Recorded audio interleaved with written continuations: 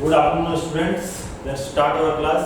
है ना, दशहरा के बाद हमारा ये पहला क्लास है और हम जहाँ पे रिलीज किए थे अपना क्लास को इवोल्यूशन हम पढ़ रहे थे। और इवोल्यूशन में भी लास्ट टॉपिक जो हम देख रहे थे डार्विनिज्म, मैंने आपको कुछ स्टार्ट करवाया था, फिर सर ने भी एक क्लास लिया था जिसमें उन्होंने आई थिंक डार्विनिज्म का इंट्रोडक्शन में ही वो लेते रह गए, तो उसी को हम कंटिन्यू कर रहे हैं। डार्विनिज्म कंप्लीट करते हुए 2-4 टॉपिक इस चैप्टर में और हैं जिसको पढ़ते हुए हम इस चैप्टर को क्या करेंगे, खत्म करेंगे। तो एक बार डार्विनिज्म से शुरू कर रहे हैं। हम पढ़ रहे हैं थ्योरीज ऑफ इवोल्यूशन। इवोल्यूशन कैसे हुआ उसके लिए क्या क्या थ्योरीज हैं, है ना। थ्योरीज में थ्योरी पढ़ रहे हैं अपन डार्विनिज्म। डार्विनिज्म का आपको 2 की कंसेप्ट बताया गया था, है ना। की कंसेप्ट, इसका मेजर कंसेप्ट है, एक था ब्रांचिंग डिसेंट। आपको इसका ऑलरेडी 2 क्लास हो गया बेटा, तो आपको याद हो जाना चाहिए फिर ब्रांचिंग डिसेंट। और दूसरा की कंसेप्ट है नेचुरल सिलेक्शन। ये 2 मेन कंसेप्ट है किसका, डार्विनिज्म का। और डार्विनिज्म के की पॉइंट्स क्या क्या है, कैसे डार्विन एक्सप्लेन कर रहे हैं कि इवोल्यूशन होता है, एक नया स्पीसीज बनता है, उस पॉइंट्स में समझने के लिए पहला पॉइंट हम देखे थे ओवर प्रोडक्शन, है ना। ओवर प्रोडक्शन आपको क्या समझाते हैं, आपको ये बताते हैं कि अगर ऑर्गेनिज्म मैक्सिमम रिप्रोडक्शन कर रहा है, मैक्सिमम रिप्रोडक्शन कर रहा है, तो 1 से 2, 2 से 4, 4 से 8 कंटिन्यू पॉपुलेशन क्या होना चाहिए, बढ़ना चाहिए। और पॉपुलेशन का ग्रोथ कैसा होगा, एक्सपोनेंशियल पॉपुलेशन ग्रोथ होगा। एक्सपोनेंशियल पॉपुलेशन ग्रोथ आप ग्राफ बनाते हैं बेटा, ऐसे ये स्टार्टिंग ऐसा होता है, फिर ये ऐसा बढ़ता है। इस टाइप के ग्रोथ को अपन क्या बोलते हैं, एक्सपोनेंशियल ग्रोथ बोलते हैं, है ना। कंटिन्यू पॉपुलेशन बढ़ रहा है। बट रियलिटी में क्या है, रियलिटी में ऐसा नहीं है। रियलिटी में हम क्या देख रहे हैं कि मोर और लेस पॉपुलेशन साइज जो हमको दिख रहा है वो स्टेबल है, वो ज्यादा चेंज नहीं हो रहा है ना। इतना कंटिन्यू बढ़ रहा है, ऐसा पॉपुलेशन रियल में नहीं है। रियल में क्या है, पॉपुलेशन का साइज स्टेबल है। और स्टेबल है, इसके अलावा कुछ फ्लक्चुएशन, सीजनल फ्लक्चुएशन होते हैं, मौसम के अनुसार थोड़ा बहुत फ्लक्चुएशन पॉपुलेशन के ग्रोथ में आता है। बट इन रियलिटी ओवरऑल अगर आप ईयरली देखो, है ना, लंबे समय में देखो, तो पॉपुलेशन साइज कैसा है, स्टेबल है। ठीक है, तो ये पहला पॉइंट बना। तो ऐसा क्यों हुआ, तो ऐसा क्यों हुआ बेटा कि आप देखो कि रिसोर्सेज क्या है। रिसोर्सेज बोलने से फूड, शेल्टर, खाना, रहने की जगह, ये सब क्या है, लिमिटेड हैं। और लिमिटेड हैं तो पॉपुलेशन ग्रोथ एक्सपोनेंशियल हो नहीं सकता, क्योंकि सबको खाने के लिए, रहने के लिए जगह चाहिए। तो इसके लिए क्या आएगा, एक जीवन जीने की लड़ाई चालू हो जाएगी, जिसको आप बोलते हो स्ट्रगल फॉर एग्जिस्टेंस। ठीक है, एक के बाद एक कहानी आपको जोड़ते हुए समझना है बेटा। ओवर प्रोडक्शन नहीं हो सकता, क्यों, ज्यादा पॉपुलेशन बढ़ेगा तो क्या चालू होगा, जिंदगी की लड़ाई, जिसको आप बोलोगे स्ट्रगल फॉर एग्जिस्टेंस। कौन कौन से टाइप के कंपटीशन होंगे, है ना। तो पहला कंपटीशन होगा इंट्रा स्पीसीज कंपटीशन। आपको समझाया था मैं, जैसे मान लो अगर आप डॉग एक स्पीसीज ले रहे हो, तो डॉग्स के आपस में कंपटीशन हो रहा है, तो उसको आप क्या बोलोगे, इंट्रा स्पीसीज कंपटीशन, है ना। और सबसे डेंजरस टाइप का कोई कंपटीशन है तो यही है, मोस्ट डेंजरस कंपटीशन, है ना। बोलते हैं ना आदमी अपनों से ही हार जाता है, तो बस ये वही वाला है, अपनों से हार जाने वाला दगा चोट ज्यादा पहुंचता है ना। तो इंट्रा स्पीसीज कंपटीशन, अपनों से ही लड़ाई में हार के मर जाना, खुद ही लड़ के मर गए, क्या मतलब दिया है कि नहीं। दूसरों से लड़ो, आगे बढ़ो। दूसरा कौन सा है, इंटर स्पीसीज कंपटीशन, मतलब कुत्ता, लोमड़ी, सियाल, किसी और के बीच में कंपटीशन हो रहा है, तो आप उसको क्या बोलोगे, इंटर स्पीसीज कंपटीशन। ये इंट्रा है, ये इंटर है। इंट्रा मतलब खुद के बीच होता है, इंटर मतलब 2 डिफरेंट चीजों के बीच होता है। हमेशा याद रखना, ये वर्ड हमेशा सेम रहेगा हर जगह, ठीक है। तो responsible for evolution, inter species, अगर आप स्पीसीज के बीच में कंपटीशन हो रहा है तो इवोल्यूशन के लिए रिस्पॉन्सिबल कोई फोर्स है, तो यही फोर्स है। ये फोर्स ज्यादा इंपॉर्टेंट है, जिससे इवोल्यूशन हो, एक नया स्पीसीज बनने का होड़ बने, है ना। कुछ वेरिएशन आए, 2 आपस में लड़ेंगे, देखेंगे क्या कमजोरी है, कुछ वेरिएशन आएगा, कुछ बदलाव आएगा, फिर वो आगे बढ़ेंगे, है ना। तो ऐसे कुछ वेरिएशंस कब आएंगे, जब इंटर स्पीसीज कंपटीशन होगा। इसके अलावा एक और चीज आपको परेशान कर रहा है जीवन जीने में, इन्वायरमेंटल डिस्टर्बेंस। आप सब कुछ बढ़िया चल रहा था, इन्वायरमेंट डिस्टर्ब कर दिया, सुनामी आ गया, अर्थक्वेक आ गया, बहुत सारे टेम्परेचर बहुत ज्यादा हो गया, बारिश कम हुआ, है ना। तो वेरिएशंस आपका क्या हो गया, अफेक्ट हो गया, जीवन आपका क्या हो गया, अफेक्ट हो गया। तो ये 3 डिफरेंट टाइप्स ऑफ फोर्सेस हैं जो आपको स्ट्रगल फॉर एग्जिस्टेंस मतलब जीवन जीने की लड़ाई में इंपॉर्टेंट है। क्लियर है? तो इसके अगर आगे बढ़ते हो तो तीसरा पॉइंट हम देखते हैं वेरिएशन। तीसरा पॉइंट हम क्या देखते हैं बेटा? वेरिएशन। वेरिएशन मतलब हिंदी में हम बोलते हैं विविधता, है ना। वेरिएशन मतलब डिफरेंस, अलग अलग सब दिखते हैं। तो वेरिएशन क्या है? आपको डार्विन इस समय क्या समझाने की कोशिश कर रहे हैं? डार्विन बोल रहे हैं कि एक ऑर्गेनिज्म के अंदर इनबिल्ट, है ना, इनबिल्ट मतलब पहले से इनबिल्ट बना हुआ है, वेरिएशन उस ऑर्गेनिज्म के अंदर हैं। क्लियर है? अब वो वेरिएशन यूजफुल वेरिएशन हो सकता है और हार्मफुल वेरिएशन भी हो सकता है। अगर यूजफुल वेरिएशन, जैसे ये मान लो एक ऑर्गेनिज्म है, एग्जांपल के लिए समझिए, अगर ये एक ऑर्गेनिज्म है, इसके अंदर यूजफुल वेरिएशन भी है, नॉन यूजफुल वेरिएशन भी है। नॉन यूजफुल या फिर आप बोल सकते हो हार्मफुल वेरिएशन, है ना, अच्छा वेरिएशन नहीं है। इसमें से अगर मान लो कि इन्वायरमेंट के जरूरत के हिसाब से इंटर स्पीशीज कंपटीशन होने के कारण कुछ वेरिएशन आया, जिसमें से यूजफुल वेरिएशन का नंबर क्या हो गया? बढ़ गया, है ना। यूजफुल वेरिएशन का नंबर क्या हो गया? बढ़ गया। तो इंक्रीज इन यूजफुल वेरिएशन, अगर यूजफुल वेरिएशन बढ़ जाएगा बेटा, अच्छे यूजफुल मतलब काम के वेरिएशन, बदलाव आ गया आपमें, तो क्या होगा? बेटर एडाप्टेशन होगा। एडाप्टेशन अनुकूलता, बेटर अच्छी अनुकूलता आएगी, आप एडाप्ट बेटर कर पाओगे, और बेटर एडाप्ट करोगे तो आप फिट हो जाओगे, बेटर फिट हो जाओगे, है ना। इसको जो बेटर एडाप्ट करेगा उसको क्या बोलेंगे? बेटर फिट बोलेंगे। और जो बेटर फिट होगा उसको नेचर क्या कर लेता है? सेलेक्ट कर लेता है फॉर सर्वाइवल, आगे जीने के लिए उनको नेचर क्या करता है? उसको सेलेक्ट कर लेता है ना। इसी को हम बोल रहे हैं natural selection, selected by nature for survival. कुछ ऑर्गेनिज्म में क्या होता है बेटा कि नॉन यूजफुल वेरिएशन या फिर हार्मफुल वेरिएशन जिसको बोल रहे हैं अपन, इसकी मात्रा बढ़ जाती है ना। तो यूजफुल, नॉन यूजफुल, हार्मफुल दोनों ऑर्गेनिज्म है। अगर जरूरत वेरिएशन जैसा जरूरत था, मान लो किसी ऑर्गेनिज्म में यूजफुल वेरिएशन बढ़ा तो वो बेटर फिट हो गया। अगर किसी ऑर्गेनिज्म में हार्मफुल वेरिएशन बढ़ गया तो हार्मफुल वेरिएशन से एडाप्टेशन अच्छा नहीं होगा। तो लेसर एडाप्टेशन क्या होगा? लेस, कम एडाप्टेशन होगा, तो ये फिट भी कैसा होगा? लेस फिट होगा। ये बेटर फिट नहीं होगी, ये अच्छा फिटनेस इसका नहीं है, ठीक है। और इसी को क्या करेंगे? ये नेचर सेलेक्ट नहीं करेगा, नॉट सेलेक्टेड बाय नेचर। तो जो बेटर फिट होता है नेचर उसको सेलेक्ट कर लेता है ना। आप ध्यान से देखना, जो बेटर फिट होगा उसको नेचर सेलेक्ट करेगा, फिर वो आगे रिप्रोडक्शन करेंगे, इनका रिप्रोडक्शन ज्यादा चलेगा। ये लेस फिट है, इनको नेचर सेलेक्शन नहीं करेगा तो इनके बीच का रिप्रोडक्शन कम हो जाएगा धीरे धीरे। फिर इनकी ये वाले जो ऑर्गेनिज्म है जिसमें ये वाले वेरिएशन आए थे, ये रिप्रोडक्शन ज्यादा कर रहे हैं तो इनका नंबर बढ़ जाएगा और इनका नंबर कम हो जाएगा, और धीरे धीरे ये वाले स्पीशीज बने रहेंगे और ये वाले स्पीशीज गायब हो जाएंगे, तो एक नया स्पीशीज बनेगा, ठीक है। इसी को आगे देखो, चौथा पॉइंट है नेचुरल सिलेक्शन। इसको लगभग अपन यही समझ लिए, क्या बोले? नेचुरल सिलेक्शन, या फिर एक पॉइंट बोल रहे हैं survival of the fittest. Survival of the fittest, जो ज्यादा फिट है वो सर्वाइव करेगा। सर्वाइवल ऑफ द फिटेस्ट, ये टर्म किसने दिया था ये भी पूछ लेता है। तो ये टर्म दिया था हर्बर्ट स्पेंसर ने, याद रखना है आपको, हर्बर्ट स्पेंसर ने ये टर्म दिया था, सर्वाइवल ऑफ द फिटेस्ट, या फिर इसको बोल रहे हैं नेचुरल सिलेक्शन। नेचुरल सिलेक्शन किसने दिया था? चार्ल्स डार्विन ने, ठीक है। इसी के बाजू में टर्म और लिखे हैं सर्वाइवल ऑफ द फिटेस्ट, जो ज्यादा फिट है वो सर्वाइव करेगा। सर्वाइवल ऑफ द फिटेस्ट ये किसने दिया था? हर्बर्ट स्पेंसर ने दिया था, ठीक है। इसके अकॉर्डिंग क्या है? An organism who is better fit, है ना, an organism who is better fit is selected by nature and दस रिप्रोड्यूस मोर, और ये रिप्रोड्यूस क्या करेंगे? रिप्रोडक्शन ज्यादा करेंगे एंड इंक्रीज इट्स नंबर, इनका नंबर क्या हो जाएगा? बढ़ जाएगा, और इनका नंबर क्या हो जाएगा? घट जाएगा, ठीक है।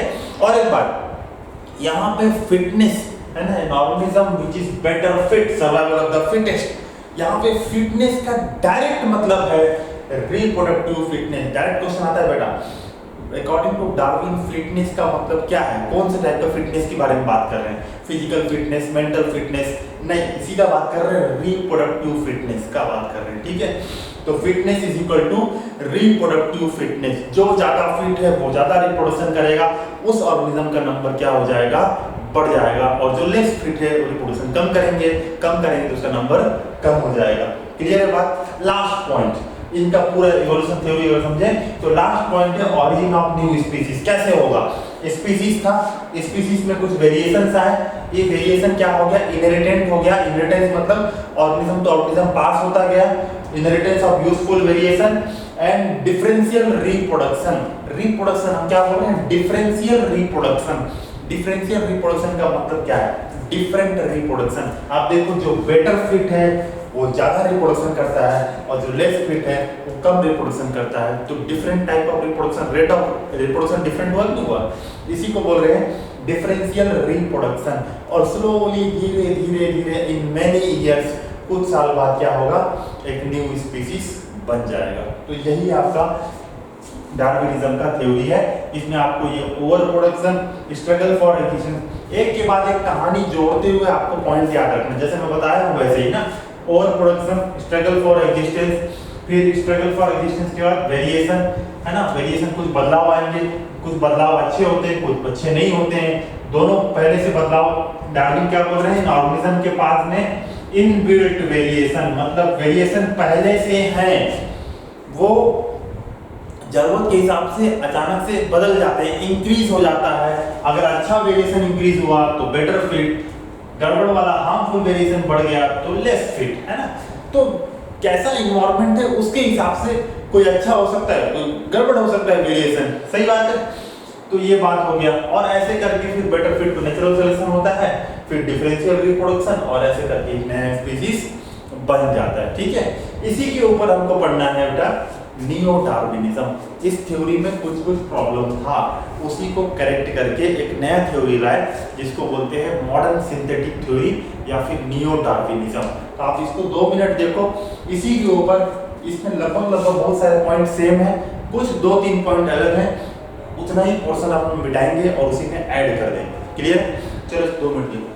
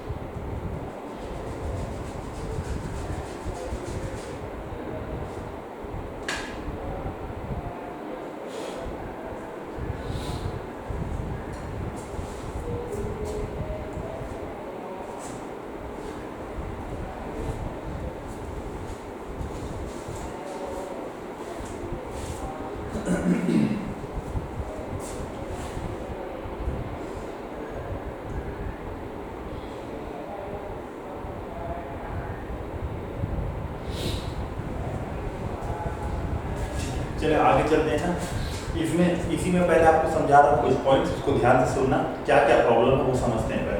पहले तो आपको याद रखना चाहिए कि 5 की पॉइंट्स हैं डार्विनिज्म को समझाने के लिए। पहला ओवर प्रोडक्शन, दूसरा स्ट्रगल फॉर एग्जिस्टेंस, तीसरा क्या था? वेरिएशन।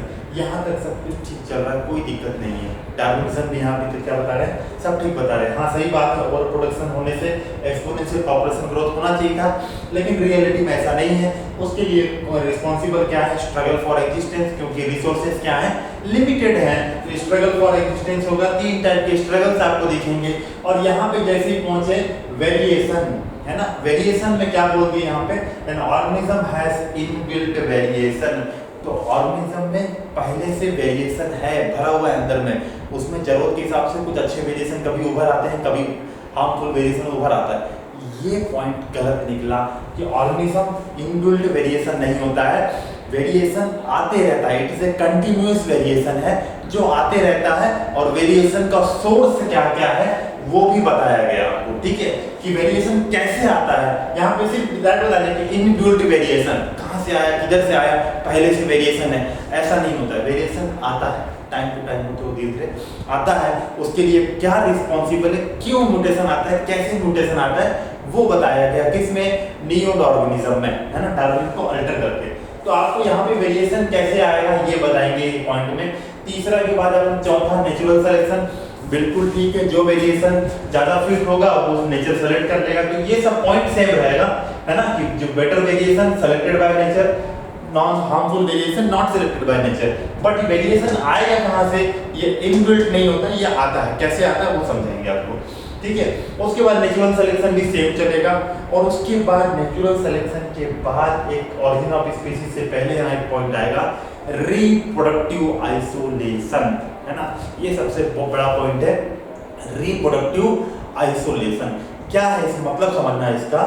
जैसे एक फॉर एग्जांपल, जब मान लो एग्जांपल कि जब एप से, बंदर से ह्यूमन का इवोल्यूशन हुआ, है ना, एप से धीरे धीरे हम क्या बने, ह्यूमन बने, तो कुछ वेरिएशंस आया हमारे में अंदर। जैसे हम हाथ से हम उठाना पकड़ना ये सब चालू किए, बाल कम हुआ, कई प्रकार के तेल गायब हुआ, हड्डियां जुड़ गई, है ना, कई चीज वेस्टेज हो गया, कई प्रकार के वेरिएशन आते आते धीरे धीरे हम क्या बने, ह्यूमन बने, ठीक है। तो वेरिएशन आने के साथ साथ एक और पॉइंट इंपॉर्टेंट है इसमें कि रिप्रोडक्टिव आइसोलेशन, है ना, किसी प्रकार का बैरियर होना चाहिए कि हम एक स्पीसीज, आज एक होमो सेपियंस बोल के स्पीसीज है जिसमें हम आते हैं, बंदर का एक अलग स्पीसीज है, एप, है ना, वो एक अलग स्पीसीज है, डॉग एक अलग स्पीसीज है, सही बात है, घोड़ा एक अलग स्पीसीज है, सबका प्रजाति क्या है, सब अलग अलग हैं।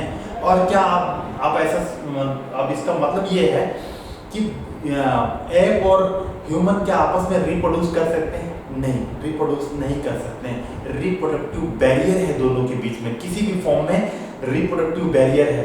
अगर आपस में रिप्रोडक्शन कर लें तो ह्यूमन और मंकी दोनों मिलके कुछ नया बन जाएगा, खिचड़ी बन जाएगा। तो अगर स्पीसीज का एंटिटी बना के रखना है, अपना एक एंटिटी बना के रखना है, नया स्पीसीज बनना है, तो रिप्रोडक्टिवली आइसोलेट होना पड़ेगा आपको, कि आप सिर्फ अपने ही स्पीसीज में इंट्रा ब्रीडिंग कर सकते हो, किसी और के साथ ब्रीडिंग होना बंद हो जाएगा। इस प्रोसेस को बोलते हैं रिप्रोडक्टिव आइसोलेशन, है ना। कई प्रकार से, कई रिप्रोडक्टिव आइसोलेशन बैरियर जो है वो कई मेथड से होता है, प्री जाइगोटिक, पोस्ट जाइगोटिक, वो हमको फिलहाल अभी पढ़ना नहीं है। आप एग्जांपल के लिए सोचो कि ह्यूमन का जब स्पर्म और एग, जब ह्यूमन रिप्रोडक्शन आपको पढ़ाया था, तो स्पर्म और एग के बीच में फ्यूजन होता है, तो वहां पे एक प्रोटीन था फर्टिलाइजिन एंड एंटी फर्टिलाइजिन, है ना। फर्टिलाइजिंग रिसेप्टर था आपके पास एग में, एंटी फर्टिलाइजन आपके स्पर्म में था, दोनों मैच हुआ था, तो फिर आगे काम बढ़ा था, है ना, फर्टिलाइजेशन हुआ था। तो इसका मतलब ये है कि स्पीसीज चेक होता है, अगर सेम स्पीसीज का स्पर्म और एग है तो मिलेगा, नहीं तो नहीं मिलेगा। आप किसी और का स्पर्म डाल दो, कभी रिप्रोडक्शन, फर्टिलाइजेशन नहीं होगा। फर्टिलाइजेशन हो गया तो जाइगोट नहीं बनेगा, जाइगोट बन गया तो एम्ब्रियो नहीं बनेगा, एम्ब्रियो बन गया तो वो स्टेराइल होगा, ऐसे चलता है। इसको बोलते हैं रिप्रोडक्टिव आइसोलेशन। तो नियो डार्विनिज्म में 2 पॉइंट उन्होंने ऐड किया। पहला पॉइंट तो ये कि वेरिएशन इनबिल्ट नहीं है, तो इसको अपन मिटा रहे हैं यहाँ से, नियो डार्विनिज्म की ओर बढ़ रहे हैं, ठीक है। ये सब कुछ सेम चलेगा, हाँ, कि वेरिएशन आते हैं, कुछ यूजफुल होते हैं, कुछ हार्मफुल होते हैं। नेचुरल सिलेक्शन भी चलेगा। ऑरिजिन ऑफ स्पीसीज से पहले यहाँ एक पॉइंट जुड़ जाएगा, रिप्रोडक्टिव आइसोलेशन, ठीक है। और डार्विनिज्म को अपन मिटा के क्या लिखेंगे, नियो डार्विनिज्म, ये सब सेम रहेगा, ओवर प्रोडक्शन और ब्रांचिंग, डिसेंट, और ये दोनों चेंज हो जाएगा, ठीक है। तो हम लिख रहे हैं आपके पास neo Darwinism.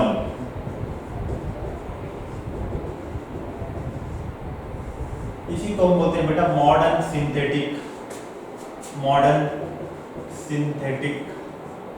Theory of evolution. ये मॉडर्न थ्योरी है, मोस्ट एक्सेप्टेड अभी फिलहाल के लिए। और इसमें इसके की पॉइंट्स क्या हैं, की कंसेप्ट क्या है?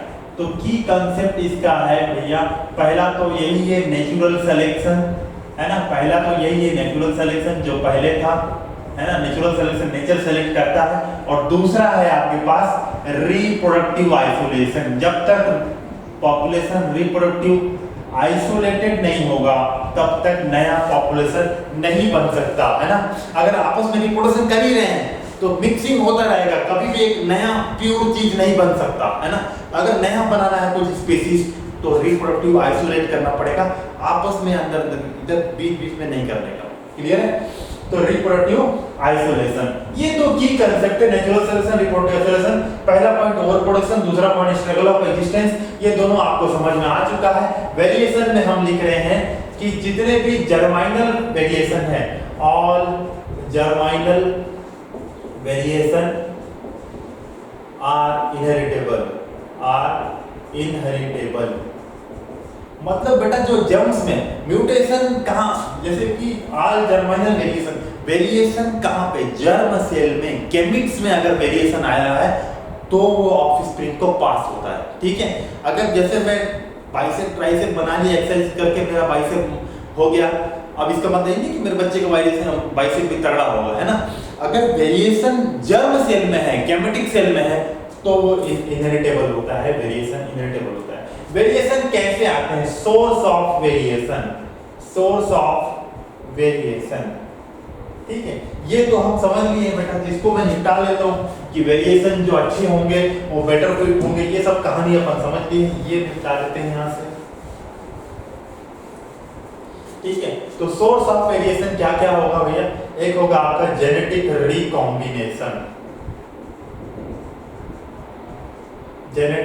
रिकॉम्बिनेशन, ये आपको पढ़ाया है ना, आप किसमें पढ़े हो इसको? प्रिंसिपल्स ऑफ इनहेरिटेंस चैप्टर में। क्रॉसिंग ओवर हुआ था, तब नए कॉम्बिनेशन आए थे, पैरेंटल रिकॉम्बिनेंट, है ना। तो रिकॉम्बिनेंट कहाँ से, वेरिएशन कहाँ से आता है? जब जेनेटिक रिकॉम्बिनेशन होता है। दूसरा, म्यूटेशन होने से आएगा। वेरिएशन कैसे आएगा? म्यूटेशन होगा तो वेरिएशन आएगा। तीसरा, हाइब्रिडाइजेशन अगर होता है, हाइब्रिडाइजेशन, या फिर इसको बोला random mating, sexual activity random हो रहा है, रैंडम मैटिंग हो रहा है, हाइब्रिडाइजेशन हो रहा है दो स्पीशीज के बीच में, तो क्या होगा? वेरिएशन आएगा। चौथा, म्यूटेशन हो गया, हाइब्रिडाइजेशन हो गया, उसके बाद चौथा लिख रहे हैं अपन जेनेटिक ड्रिफ्ट। जेनेटिक ड्रिफ्ट ये भी दो टाइप का होता है बेटा, इसको हमको अलग से पढ़ना है कि जेनेटिक ड्रिफ्ट क्या होता है। इसमें पढ़ेंगे अपन एक फाउंडर इफेक्ट और एक पढ़ेंगे बोटलनेक इफेक्ट। इसके अलावा जीन फ्लो और gene migration, gene flow and gene migration, इतने सारे डिफरेंट सोर्स हैं जिससे क्या आता है बेटा? वेरिएशन आता है। जिससे क्या आता है? वेरिएशन आता है। और वेरिएशन जो जर्म सेल में आएंगे वही वेरिएशन क्या होंगे? इनहेरिटेबल होंगे। बाकी वेरिएशन इनहेरिटेबल नहीं होते हैं, मतलब ऑफस्प्रिंग को पास नहीं होते हैं। ठीक है, तो जेनेटिक रिकॉम्बिनेशन होने से वेरिएशन आएगा, म्यूटेशन होने से आएगा, हाइब्रिडाइजेशन होने से आएगा, जेनेटिक ड्रिफ्ट होने से आएगा। जेनेटिक ड्रिफ्ट में आप पढ़ोगे फाउंडर इफेक्ट, बोटलनेक इफेक्ट, ये क्या चीज है इसको अलग से पढ़ना पड़ेगा, तो बताएंगे आपको। और जीन फ्लो, जीन माइग्रेशन मतलब क्या होता है ये भी समझाएंगे आपको। ठीक है, और वेरिएशन जो है बेटा हम क्या पढ़ रहे हैं? डार्विनिज्म। डार्विन का जो वेरिएशन है, इसको पॉइंट को आप खास याद रखोगे, ये वेरिएशन कंटिन्यूअस वेरिएशन है, कंटिन्यूअस है, स्लो है और डायरेक्शनल है। ये तीन पॉइंट आपको याद रखना, बिल्कुल रटा रटा है एकदम। एक तो ये कंटिन्यूअस है, मतलब कंटिन्यू चल रहा है, स्लो है, धीरे धीरे कंटिन्यू सालों साल चलते ही रहता है, चलते ही रहता है। ऐसा नहीं है कि एक बार आया चक एक म्यूटेशन हुआ, एक नया ऑर्गेनिज्म बन गया। क्लियर है? कंटिन्यू चल रहा है, स्लोली सालों साल में एक नया नया स्पीसीज बनते हैं। तो कंटिन्यूअस है, स्लो है और किसी एक डायरेक्शन में, डायरेक्शनल म्यूटेशन है, मतलब एक तरफ चल रहा है चल रहा है चल रहा है चल रहा है, किसी एक डायरेक्शन में होगा, है ना। मतलब किसी भी डायरेक्शन लेस नहीं है, किसी एक डायरेक्शन में जा रहे हैं। क्लियर है बात। ये 3 पॉइंट आपको याद रखना है, किसके लिए, डार्विन के वेरिएशन के लिए। किसके लिए, डार्विन के वेरिएशन के लिए। कंटिन्यूअस है, स्लो है, डायरेक्शनल है, genetic recombination, mutation, hybridization, random mating, genetic drift, founder effect, bottleneck effect, gene flow और जीन माइग्रेशन, इन सभी कारणों से क्या होता है, वेरिएशन आता है। और जो वेरिएशन अच्छे होंगे वो एडाप्टेशन अच्छा करके देंगे, वो बेटर फिट होंगे और उनको नेचर क्या करेगा, सेलेक्ट करेगा। जो वेरिएशन अच्छे नहीं निकलेंगे वो वेरिएशन सेलेक्ट नहीं होंगे, उनको नेचर सेलेक्ट नहीं करेगा, उनका पॉपुलेशन धीरे धीरे डिफरेंशियल रिप्रोडक्शन होगा। जो बेटर फिट है वो रिप्रोड्यूस ज्यादा करेंगे, जो बेटर फिट नहीं है वो रिप्रोड्यूस कम करेंगे। जो अच्छा रिप्रोड्यूस करेंगे उनका नंबर बढ़ेगा और जो कम करेंगे उनका कम होगा। तो नेचुरल सिलेक्शन हो गया, चार्ल्स डार्विन, ये भी हो गया, सेम बात। अब लास्ट 5वां नंबर यहाँ पे आ जाएगा आपका reproductive isolation.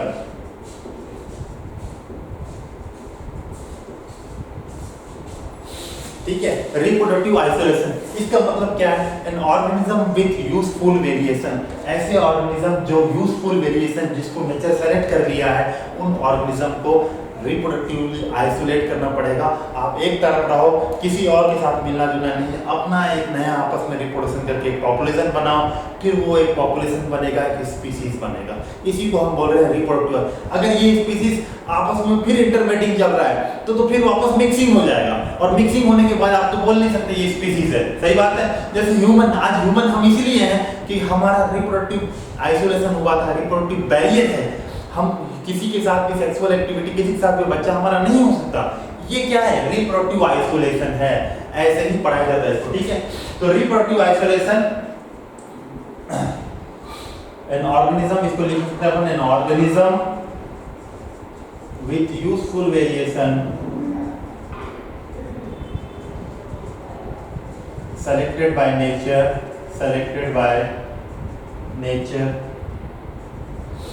are reproductively isolated।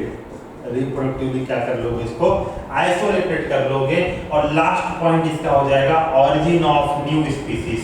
Origin of new species, origin of new species में क्या होगा भैया, ऑरिजिन ऑफ न्यू स्पीसीज में यही होगा कि germinal mutations are inheritable, differential reproduction होगा और रिप्रोडक्टिव आइसोलेशन होगा, और ऐसा कई सालों से होने के बाद एक नया स्पीसीज बन जाएगा। तो यहाँ आप लिख लीजिएगा, है ना, चलो मैं लिख ही देता हूँ, ऑरिजिन ऑफ न्यू स्पीसीज यहाँ लिख लेते हैं थोड़ा।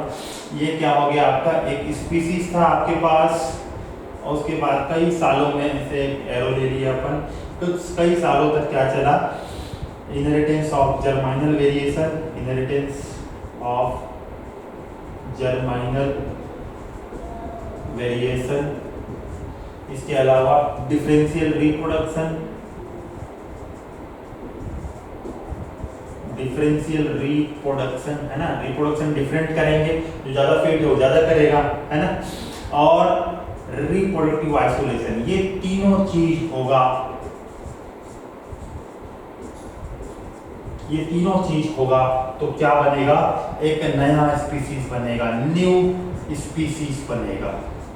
ठीक है, तो आप याद रखोगे कि मॉडर्न न्यू डार्विनिज्म का जो है उसका नेचुरल सिलेक्शन सबसे बड़ा पॉइंट है, और दूसरा बड़ा पॉइंट है रिप्रोडक्टिव आइसोलेशन। इसके बिना स्पीसीज नया नहीं बनेगा। तो ये 2 पॉइंट आप याद रखो किसके लिए, modern synthetic theory neo Darwinism के लिए। और डार्विनिज्म इससे पहले जो पढ़े थे उसमें था ब्रांचिंग डिसेंट और नेचुरल सिलेक्शन, वहां पे 2 बड़ा पॉइंट था। तो इसको आप देखो, ठीक है। इसके आगे फिर बढ़ते हैं अपन, एक देखते हैं ह्यूगो डे व्रिस क्या कह रहे हैं, है ना, उन्होंने भी ट्राई किया, तो ह्यूगो डे व्रिस क्या कर रहे हैं, और एग्जांपल्स ऑफ नेचुरल सिलेक्शन, इसको हम देख के आज का क्लास खत्म करेंगे। चलो इसको देखो,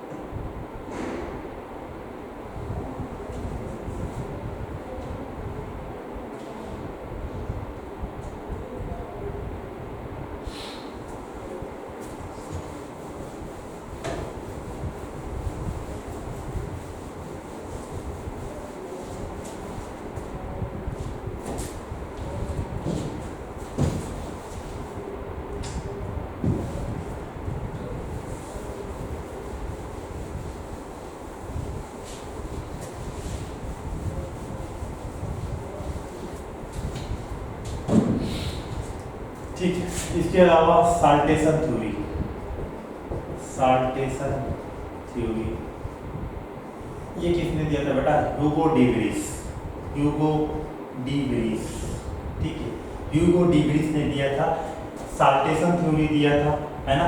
ह्यूगो डी व्रीज किस में काम कर रहे थे? He was working on evening primrose. Direct question पूछता है बेटा किस में काम कर रहे थे ह्यूगो डी व्रीज, तो जाने से आप सीधा बताओगे इवनिंग प्राइम रोज, ठीक है, क्या बताओगे? इवनिंग प्राइम रोज, है ना। ओइनोथेरा लेमार्किना, इसी प्लांट को साइंटिफिक नेम बोलते हैं ओइनोथेरा लेमार्किना, ठीक है। ओइनोथेरा लेमार्किना इवनिंग प्राइम रोज में क्या कर रहे थे? ह्यूगो डी व्रीज काम कर रहे थे। उसी समय इन्होंने क्या दिया? साल्टेशन थ्योरी दिया। इनके अकॉर्डिंग कैसे इवोल्यूशन होता है, इनके अकॉर्डिंग इवोल्यूशन कैसे होता है, ये बोलते हैं कि लार्ज स्टेप, है ना, लार्ज स्टेप सिंगल म्यूटेशन आएगा, लार्ज स्टेप होगा, है ना। सिंगल म्यूटेशन मतलब आप सीधा बोल सकते हो लार्ज म्यूटेशन, और किसमें? सिंगल स्टेप में होगा। एक बड़ा सा म्यूटेशन क्या हुआ? धड़ाक करके एक बार में सिंगल स्टेप में हुआ, और सिंगल स्टेप में म्यूटेशन होने से अब इसमें शायद म्यूटेशन हुआ ना तो दो टाइप के वेरिएशन आएंगे, यूजफुल म्यूटेशन होगा या फिर क्या होगा? हार्मफुल म्यूटेशन आया होगा, ठीक है। तो यूजफुल म्यूटेशन क्या होगा? बेटर एडाप्टेशन करेगा, बेटर एडाप्टेशन, और ये लेस एडाप्टेशन, इसका एडाप्टेशन अच्छा नहीं होगा, ठीक है। और ये बेटर एडाप्टेशन करेगा तो सेलेक्टेड बाय नेचर, इसको नेचर क्या कर लेगा? सेलेक्टेड बाय नेचर, और इसको नेचर सेलेक्ट नहीं करेगा, nature do not select, nature do not select, ठीक है। तो नीचे की कहानी सबसे है बेटा, ऊपर की कहानी बस ये गड़बड़ कर दी है। ये बोले कि लार्ज स्टेप, एक बड़ा स्टेप एक बार में होगा, सिंगल म्यूटेशन होगा, लार्ज म्यूटेशन होगा, सिंगल स्टेप में होगा, है ना। इसका मतलब इनका जो बता रहे हैं वेरिएशन, ये इससे क्या आ रहा है? इससे वेरिएशन आ रहा है ना। इससे क्या आ रहा है? वेरिएशन, इससे क्या आ रहा है बेटा? वेरिएशन आ रहा है। इसका मतलब जो डार्विन बोल रहे थे कि यार म्यूटेशन जो है, वेरिएशन जो है वो स्लो है, कंटिन्यूअस है और डायरेक्शनल है ना। स्लो है, कंटिन्यूअस है और डायरेक्शनल है। तो ह्यूगो डी व्रीज उल्टा ही बता दिए। ह्यूगो डी व्रीज बोले कि म्यूटेशन फास्ट है, सिंगल म्यूटेशन, सट से एक म्यूटेशन हुआ बड़ा सा और फटाक से क्या बन गया? एक नया ऑर्गेनिज्म बन गया। तो म्यूटेशन कैसा है? फास्ट है और डायरेक्शन लेस है, डायरेक्शन लेस, किसी भी दिशा में हो सकता है, कुछ भी म्यूटेशन हो सकता है। एक बार में चट से कुछ हुआ तो कुछ भी हो सकता है भैया, है ना। डायरेक्शन लेस है और डिसकंटिन्यूअस है, कंटिन्यू नहीं हो रहा है। इनका क्या हो रहा है? सिंगल स्टेप एक बड़ा म्यूटेशन, सिंगल स्टेप बड़ा म्यूटेशन, मतलब कंटिन्यू नहीं हो रहा है। जबकि डार्विन क्या कह रहे थे कि डार्विन का म्यूटेशन स्लो है और कंटिन्यूअस है, लगातार चल रहा है, ठीक है। ये कैसा है? डिसकंटिन्यूअस है, ठीक है। तो आपको सीधा सीधा मैं बता रहा हूं ह्यूगो डी व्रीज से क्या क्वेश्चन पूछेगा। आपको एक पूछेगा साल्टेशन। साल्टेशन मतलब ही होता है बड़ा म्यूटेशन, लार्ज म्यूटेशन मतलब ही क्या होता है? साल्टेशन, बड़ा कदम, है ना। साल्टेशन लार्ज म्यूटेशन, तो लार्ज स्टेप सिंगल म्यूटेशन मतलब कि लार्ज म्यूटेशन सिंगल स्टेप में होगा, ठीक है। ये बात आपको पूछेगा। सेकंड क्वेश्चन आपको ये पूछेगा कि कौन से प्लांट में वर्क कर रहे थे। आप बोलोगे इवनिंग प्राइम रोज में वर्क कर रहे थे, जिसको ओइनोथेरा लेमार्किना भी बोलते हैं, बता लोगे, ठीक है। इसके अलावा आपको ये पूछेगा ह्यूगो डी व्रीज का साल्टेशन थ्योरी का म्यूटेशन किस टाइप का था, वेरिएशन किस टाइप की थी। तो आप बोलोगे फास्ट था और डिसकंटिन्यूअस था और कैसा था? डायरेक्शन लेस था, ठीक है। जबकि डार्विन का इसका उल्टा याद रखना है ना। किसी एक को याद कर लो बेटा, या तो डार्विन का या तो ह्यूगो डी व्रीज का। डार्विन का आप याद किए क्या? स्लो, तो ह्यूगो डी व्रीज का क्या लिखोगे? उल्टा लिखोगे, फास्ट। उसका लिखे थे डायरेक्शनल, डायरेक्शन होता, दिशात्मक होता, किसी एक दिशा में जाएगा। यहाँ क्या लिख दोगे? उल्टा, डायरेक्शन लेस। उसमें लिखे थे कंटिन्यूअस है और यहाँ क्या लिख दोगे? उसका डिसकंटिन्यूअस। ये पॉइंट अगर आपको याद है तो ह्यूगो डिग्रीज का क्वेश्चन आराम से आपसे बन जाएगा। ठीक है, अब हम देखते हैं examples of natural selection.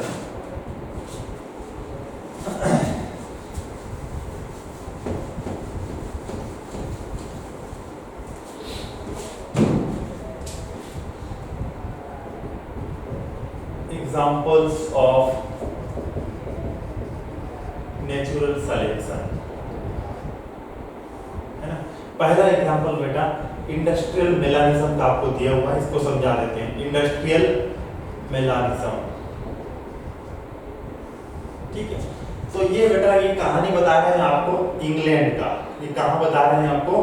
England का स्टोरी बता रहे हैं कि इंग्लैंड में 1920 के पहले, बिफोर 1920 क्या सिचुएशन था और आफ्टर 1920 क्या सिचुएशन था। ठीक है, आपको बता रहे हैं कि एक मॉथ होता है। एक क्या होता है बेटा? मॉथ। एक बटरफ्लाई जैसा होता है, बड़ा सा, कभी कभार अपने यहाँ पे भी दिखता है थोड़ा मोटा, तो बटरफ्लाई का शब्द पिताजी बराबर दिखता है, उसको बोलते हैं मॉथ, है ना, मॉथ। तो मॉथ वहां पे दो टाइप का है, एक है ब्लैक और एक है व्हाइट। एक है व्हाइट मॉथ और एक कैसा है? Black moth. ये दोनों मॉथ कैसे बने होंगे? ये म्यूटेशन होके बना हुआ होगा।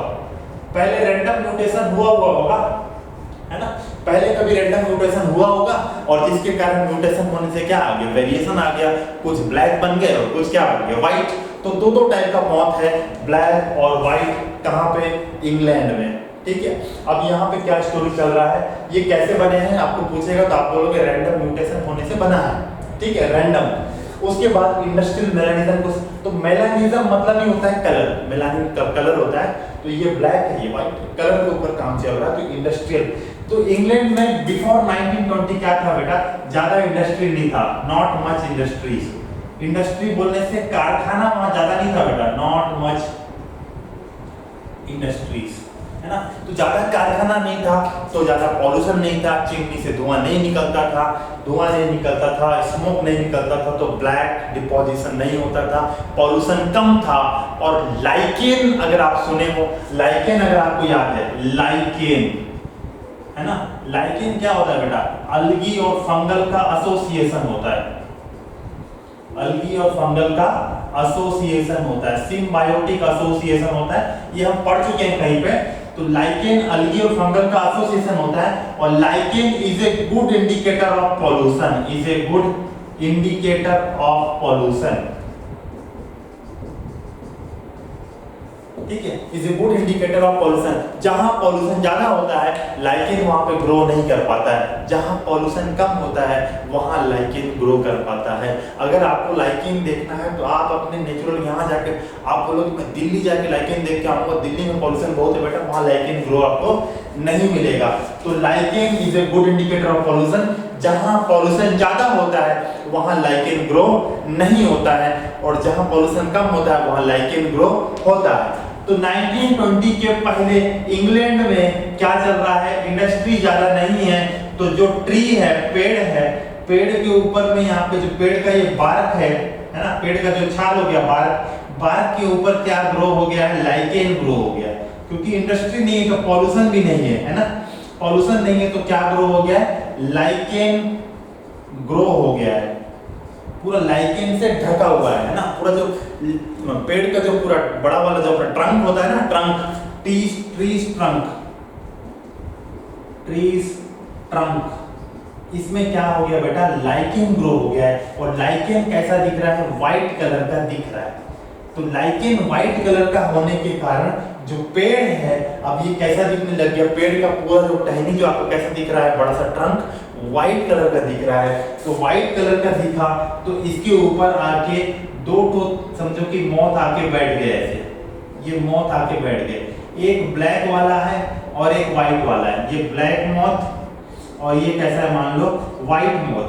और इनको खाने वाला एक है प्रेडेटर, है ना, प्रे प्रेडेटर रिलेशनशिप बोलते हैं। प्रे वो होता है जिसको खाया जाता है, प्रेडेटर वो होता है जो खाता है ना, शिकारी, शिकार और शिकारी, है ना, प्रे और प्रेडेटर, प्रे प्रीडेटर, है ना। तो इसका प्रीडेटर खाने वाला है, इसको खाने वाला इसको आके ढूंढेगा।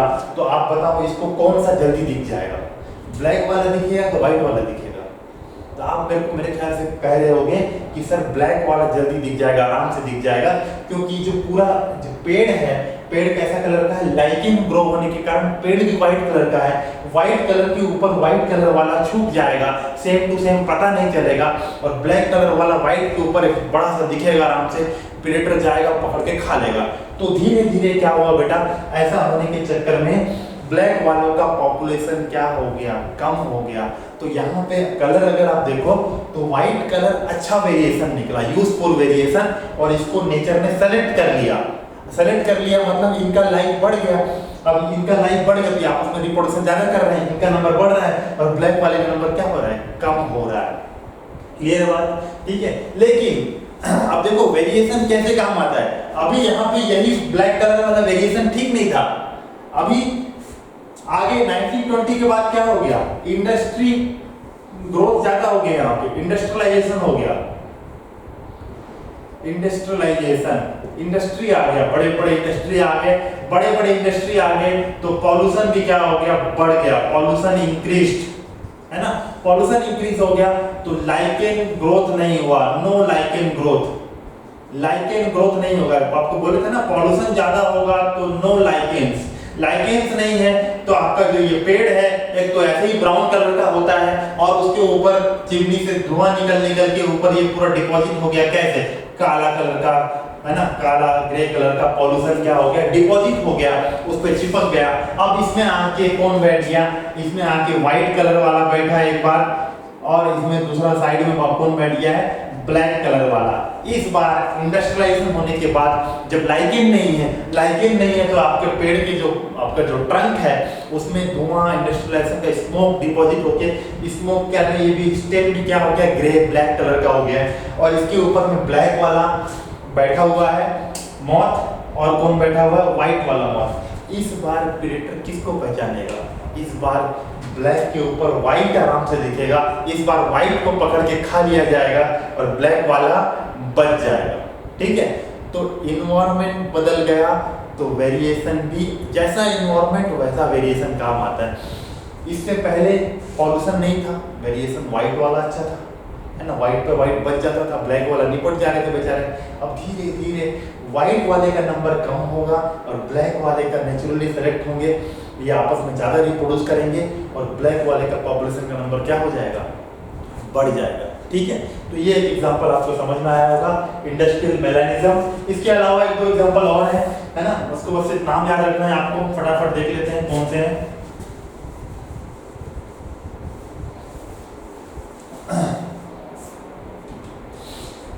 दूसरा आप एक याद रखो, बहुत इंपॉर्टेंट अच्छा एग्जांपल है, sickle cell anaemia, sickle cell anaemia and malarial resistance, malarial resistance, ठीक है। और तीसरा एंटीबायोटिक एंड ड्रग रेसिस्टेंस, ये याद रखो कि natural selection, antibiotic and drug resistance.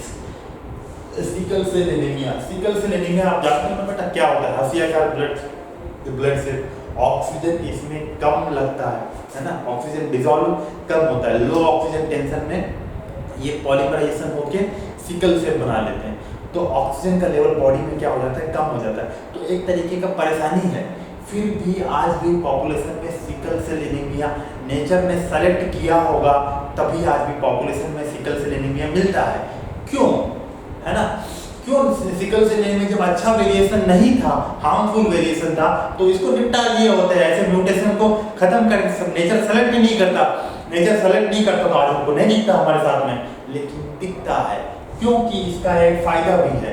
इसका फायदा ये है बेटा कि जिसकी सिकल सेल एनीमिया होता है उसको मलेरिया से रेजिस्टेंस होता है, उसको मलेरिया नहीं हो पाता है, उसमें प्लाज्मोडियम जो मलेरिया कॉज करने वाला प्रोटोजोवन से उसका ग्रोथ अच्छे से नहीं हो पाता है, प्लाज्मोडियम ग्रोथ नहीं होता है, तो मलेरियल रेजिस्टेंस प्रॉपर्टी इनके पास आता है। अब ये क्या था बेटा, ये जो sickle cell anaemia African population, Africa में भी जंगल वंगल, जैसे यहाँ हमारे पास भी यहाँ पे पहले एक समय में मलेरिया बहुत था, आज भी हम बोर्ड लगा रहे थे मलेरिया मुक्त छत्तीसगढ़, लेकिन तो जहाँ जंगल, वैसे अफ्रीकन पॉपुलेशन में भी बहुत हैवी जंगल्स वंगल्स, वहाँ पे भी मलेरिया बहुत होता था। तो उससे और मलेरिया बहुत हार्मफुल तगड़ा बीमारी है ना, फैलसी पहले मलेरिया होता है तो ब्रेन में चढ़ जाने से डेथ भी हो जाता है। तो उससे लड़ने के लिए किसी पेशेंट में सिकल सेल एनीमिया जो था, वो जो सिकल सेल एनीमिया वाले जो मतलब ह्यूमंस थे, उनमें मलेरिया नहीं हो रहा था, तो उनका सर्वाइवल रेट क्या हो गया, बढ़ गया। तो देखिए कि यार ये वेरिएशन है सिकल सेल एनीमिया जिसको मलेरिया नहीं हो रहा है, तो नेचर ने उस जगह में जहाँ पे ऐसा दिक्कत था कि नॉर्मल ब्लड वाले को मलेरिया हो रहा है लेकिन इसको नहीं हो रहा है, नेचर ने क्या किया, उनको सेलेक्ट कर लिया, उनका पॉपुलेशन क्या कर दिया, बढ़ा दिया। ठीक है, तो ये भी जिसका एग्जांपल है sickle cell anaemia and malarial resistance का अफ्रीकन पॉपुलेशन में बताते हैं। उसके बाद लास्ट में आपके पास एंटीबायोटिक एंड ड्रग रेजिस्टेंस है ना, एंटीबायोटिक एंड ड्रग रेजिस्टेंस, इसको भी समझना चाहिए आपको कि एंटीबायोटिक रेजिस्टेंस, अपन अभी जैसे कुछ भी बीमारी हुआ, हल्का फुल्का कुछ भी होता है, क्या देते हैं बेटा, एंटीबायोटिक दवाई लिख देते हैं सबसे पहले, है ना, पैरासीटामोल प्लस ये कोई एक तो सिप्रोफ्लॉक्सिन, एजिथ्रोमाइसिन, कोई ना कोई एक एंटीबायोटिक लिखा हुआ ही रहता है। आज इतना सारा एंटीबायोटिक मार्केट में है ना, हर एक दवाई के लिए एंटीबायोटिक आपके पास अवेलेबल है। कई सारे बैक्टीरिया ऐसे बेटा कि एंटीबायोटिक रेजिस्टेंस आ जाता है उनमें, है ना। कुछ बैक्टीरिया जैसे आप कभी कभार क्या होता है कि ये वाला एंटीबायोटिक काम नहीं किया, उसको बदल के डॉक्टर दूसरा एंटीबायोटिक देता है। क्यों? वो वाला एंटीबायोटिक में ऐसा क्या खराबी था जो उससे आपका काम नहीं बना, उसको डॉक्टर को क्यों बदलना पड़ा एंटीबायोटिक? क्योंकि जो पहले जो एंटीबायोटिक थे उससे जो बैक्टीरिया था वो उस पर प्रभाव नहीं दे पा रहा था। वो बैक्टीरिया के पास में उनके पास एक कैपेबिलिटी आ गया था कि वो उस एंटीबायोटिक से लड़ पा रहे थे, उस एंटीबायोटिक से रेजिस्टेंस प्रोवाइड उनको मिल पा रहा था, जिससे वो एंटीबायोटिक से उनको ज़्यादा खतरा नहीं हो रहा था, वो जी पा रहे थे। एंटीबायोटिक रेजिस्टेंस है ना, बायोटिक चैप्टर में पढ़ेंगे बेटा। प्लाज्मिड होता है जो एक्स्ट्रा फिनोटाइप प्रोवाइड करता है, जैसे कि एंटीबायोटिक रेजिस्टेंस है ना। तो कुछ बैक्टीरिया में ऐसा होता है, डेवलपमेंट ऑफ कैरेक्टर, एक नया फिनोटाइप, जैसे कि एंटीबायोटिक रेजिस्टेंस। और ये एंटीबायोटिक रेजिस्टेंस अब क्या हुआ, मान लो कि एक बड़ा सा बैक्टीरियल पॉपुलेशन है, बैक्टीरिया है, उस बैक्टीरिया में आप एंटीबायोटिक डालें।